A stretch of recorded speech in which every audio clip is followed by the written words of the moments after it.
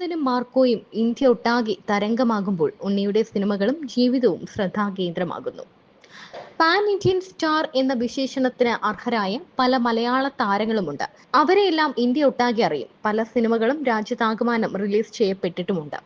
എന്നാൽ ഉണ്ണിമുകുന്ദൻ നാളിതുവരെയുള്ള എല്ലാ റെക്കോർഡുകളും തിരുത്തി എഴുതുകയാണ്. സിനിമ കളക്ട് ചെയ്യുന്ന തുകയുടെ കണക്കിൽ മാത്രമല്ല, ഇന്ത്യയിലെ ഏറ്റവും വലിയ സിനിമ മാർക്കറ്റ് എന്നവകാശപ്പെടുന്ന ബോളിവുഡിലെ ഹിന്ദി സിനിമകൾ പോലും മാറ്റിവെച്ച് ഉണ്ണിയുടെ മാർക്കോ റിലീസ് ചെയ്യപ്പെടുകയാണ് വടക്കേ ഇന്ത്യൻ പ്രവിശ്യകളിൽ. കേവലം റിലീസ് മാത്രമല്ല സംഭവിക്കുന്നത്, പകരം ഒറിജിനൽ ബോളിവുഡ് സിനിമകൾക്ക് ലഭിക്കുന്നതിന് സമാനമായ കളക്ഷനാണ് മാർക്കോയുടെ ഹിന്ദി ഡബ്ഡ് വേർഷന് ലഭിക്കുന്നത്.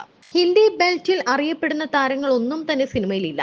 ഉണ്ണി തെന്നിന്ത്യയിൽ അറിയപ്പെടുന്ന നടനാണെങ്കിലും ഹിന്ദി സിനിമയിൽ അത്ര ജനപ്രിയനായിരുന്നില്ല. എന്നാൽ ഒറ്റ ചിത്രത്തോടെ കാര്യങ്ങൾ മാറിമറിഞ്ഞു. മലയാളത്തിനൊപ്പം നോർത്തിലും സൂപ്പർ താര സിനിമകളെ ഒറ്റയടിക്ക് അട്ടിമറിച്ചുകൊണ്ട് മാർക്കോ ജൈത്രയാത്ര തുടരുകയാണ്. മലയാളത്തിൽ മറ്റൊരു നടനും താങ്ങാൻ കഴിയാത്തത്ര ഹേറ്റ് ക്യാമ്പയിനുകൾക്ക് ഇരയായ നടനാണ് ഉണ്ണി. സമാജം സ്റ്റാർ, സംഘി സ്റ്റാർ എന്നൊക്കെ അദ്ദേഹത്തെ അധിക്ഷേപിച്ചവരുണ്ട്. പ്രധാനമന്ത്രി നരേന്ദ്രമോദിയുമായി മുൻപരിചയം ഉണ്ടെന്നതും അദ്ദേഹം കേരളത്തിൽ വന്നപ്പോൾ ഒരു പരിചയം പുതുക്കൽ സംഭവിച്ചു എന്നതുകൊണ്ടും ഉണ്ണി ഒരു പ്രത്യേക മതത്തിന്റെയോ പാർട്ടിയുടെയോ ചട്ടക്കൂടിലേക്ക് ചിലർ ഒതുക്കി.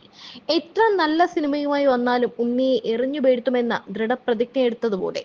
മേപ്പടിയാൻ എന്ന സിനിമ വിജയം വരിച്ചിട്ടും മാളികപ്പുറം 100 കോടി ക്ലബിലെത്തിയിട്ടും സിനിമയുടെ ക്രെഡിറ്റ് മാളികപ്പുറമായി അഭിനയിച്ച ദേവനന്ദയ്ക്കും സ്വാമി അയ്യപ്പനും നൽകിക്കൊണ്ട് ചിലർ ഉണ്ണിയുടെ നേട്ടം കണ്ടില്ലെന്ന് നടിച്ചു. ഇപ്പോൾ ഉണ്ണിയുടെ സിനിമാ ജീവിതവും സ്വകാര്യ ജീവിതവും ചർച്ചയായി മാറുകയാണ്. അഹമ്മദാബാദിൽ ഉണ്ണി വളർന്ന വീട് കണ്ടാൽ ആരും ശരിക്കും പറഞ്ഞാൽ ഒന്ന് അമ്പരക്കും. ഇടത്തട്ടിലും താഴെയുള്ള ഒരു സാധാരണ വീട്ടിൽ അതീവ സാധാരണമായ സാഹചര്യങ്ങളിൽ വളർന്ന യുവാവ്. തല താഴ്ത്തിയില്ലെങ്കിൽ തലയിടിക്കുന്ന കവാടം. തനിക്ക് ഉയരം കൂടുന്നു എന്ന് തിരിച്ചറിഞ്ഞതുപോലും അവിടെ തലയിടിച്ചിട്ടാണെന്ന് ഉണ്ണി തമാശ രൂപേണ പലപ്പോഴും പറഞ്ഞിട്ടുണ്ട്. 24 വർഷങ്ങൾ ആ കുടിസു വീട്ടിലാണ് ഉണ്ണി മുകുന്ദൻ എന്ന ഇന്നത്തെ നടൻ ജീവിച്ചു തീർത്തത്. നമ്മളിൽ ഒരാളായ ആ യുവാവ് ഇങ്ങനെ സംഘം ചേർന്ന് ആക്രമിക്കപ്പെടാൻ തക്ക ഒരു കാരണങ്ങളും അയാളുടെ പശ്ചാത്തലത്തിനോ തുടർന്നുള്ള ജീവിതത്തിനോ ഇല്ല.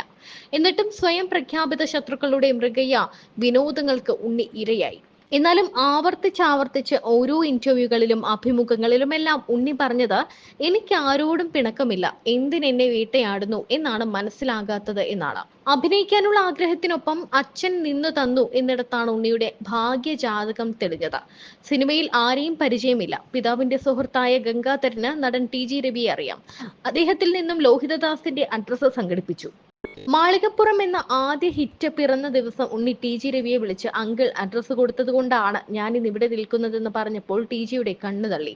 അങ്ങനെയൊരു സംഭവം അദ്ദേഹം ഓർക്കുന്നു പോലും ഇല്ല എന്നാണ് സത്യം. സുഹൃത്തായ ഗംഗാധരൻ ചോദിച്ചു, കൊടുത്തു, അത്രമാത്രം. ലോഹിയുമായി ആദ്യം ബന്ധപ്പെട്ട കഥ ഉണ്ണിമുകുന്ദന്റെ ഓർമ്മയിലെ ഒരു സുന്ദരമായ ഏടാണ്. ഒരു പേനയും പേപ്പറും എടുത്തു കൊടുത്തിട്ട് കത്തെഴുതാൻ നിർദ്ദേശിച്ചത് അച്ഛനാണ്. ലോഹിയുടെ കൈകളിൽ തന്നെ എത്തണമെന്ന നിർബന്ധം കൊണ്ട് രജിസ്റ്റേർഡ് പോസ്റ്റിലാണ് അയച്ചത്. പക്ഷെ അദ്ദേഹത്തെ പോലെ തിരക്കുള്ള ഒരാൾ പ്രതികരിക്കുമെന്ന് തീരെ പ്രതീക്ഷിച്ചില്ല.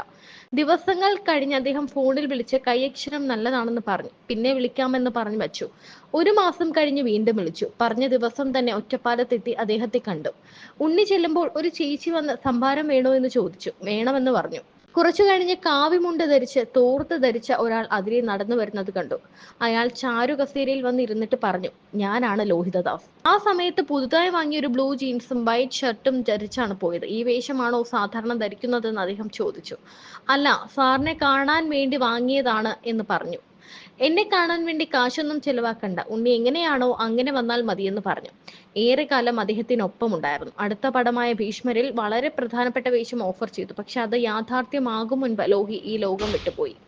സിനിമയിൽ വന്നിട്ട് 14 വർഷങ്ങളായെങ്കിലും കേരളത്തിലേക്ക് കുടുംബം പൂർണ്ണമായി മാറിയിട്ട് 9 വർഷങ്ങൾ മാത്രം. ആദ്യത്തെ 5 വർഷം ഉണ്ണി തനിച്ച് നാട്ടിൽ വന്ന് നിൽക്കുകയായിരുന്നു. അമ്മ അടക്കം പിന്നീട് ഒറ്റപ്പാലത്തേക്ക് താമസം മാറ്റി. തൃശ്ശൂരാണ് വാസ്തവത്തിൽ ഉണ്ണിയുടെ കുടുംബ വീട്. ഒറ്റപ്പാലത്ത് കുറച്ച് സ്ഥലം കിട്ടിയപ്പോൾ അവിടെ വീട് വെക്കുകയായിരുന്നു. ചെറിയ താരങ്ങൾ പോലും മെട്രോ സിറ്റികളിലേക്ക് കൂടുമാറുമ്പോൾ ഒതുങ്ങിയ ഒരു സ്ഥലത്തിന്റെ പ്രശാന്തതയിൽ ജീവിക്കാനുള്ള തീരുമാനം പോലും ഉണ്ണിയുടെ മനസ്സിന്റെ പ്രതിഫലനം തന്നെയാണ്. നിരവധി സിനിമകളിലൂടെ നിരവധി ഭാഷകളിലൂടെയാണ് താരം കടന്നു വന്നത്. നെഗറ്റീവ് കഥാപാത്രങ്ങളും പോസിറ്റീവ് കഥാപാത്രങ്ങളും ഒക്കെ ചെയ്തു. എന്നാൽ മിക്ക സിനിമകളിലും മികച്ച സാന്നിധ്യം ഉണ്ടായിട്ടും അതൊന്നും കരിയറിൽ വഴിത്തിരിവായില്ല. മോഹൻലാലും ജൂനിയർ NTRും പ്രധാന വേഷത്തിലെത്തിയ ജനതാ ഗാരേജിലും വില്ലൻ വേഷത്തിൽ ഉണ്ണിയെത്തി. ഇതിനിടയിൽ സമാന്ത നായികയായ യശോദ എന്ന തെലുങ്ക് ചിത്രവും വന്നു. അതിലും നെഗറ്റീവ് റോൾ തന്നെയായിരുന്നു. ഉണ്ണി സ്വന്തമായി നിർമ്മിച്ച മേപ്പടിയാൻ നല്ല കളക്ഷൻ നേടി. രണ്ടാമതായി നിർമ്മിച്ച ഷെഫീഖിന്റെ സന്തോഷവും മികച്ച സിനിമയായി. എന്നാൽ ഇതൊന്നും ഉണ്ണി മുകുന്ദന് താരപദവി കൊടുത്തില്ല. മാളികപ്പുറം ഉണ്ണിയെ മനസ്സറിഞ്ഞ് അനുഗ്രഹിക്കുകയായിരുന്നു. അങ്ങനെ 100 കോടി ക്ലബിൽ ഉണ്ണി മുകുന്ദൻ കയറി. പിന്നീട് നിരവധി സിനിമകൾ ചെയ്തു. ജയഗണേഷ് അടക്കമുള്ള സിനിമകൾ ചെയ്തെങ്കിലും ഒന്നും സംഭവിച്ചില്ല. മാർക്കോ റിലീസ് ചെയ്തതോടെ കാര്യങ്ങൾ മാറി മറിഞ്ഞു. കേരളവും തെന്നിന്ത്യയും കടന്ന് ബോളിവുഡിലും മികച്ച അഭിപ്രായവും ഒപ്പം വൻ കളക്ഷനും നേടി. ഒറ്റ സിനിമ കൊണ്ട് ഒരാൾ സൂപ്പർ താരമാവുക എന്നതിന് സിനിമാ ചരിത്രത്തിൽ അധികം ഉദാഹരണങ്ങളില്ല. ഉണ്ണി ആ നേട്ടത്തിനും അർഹനാണ്.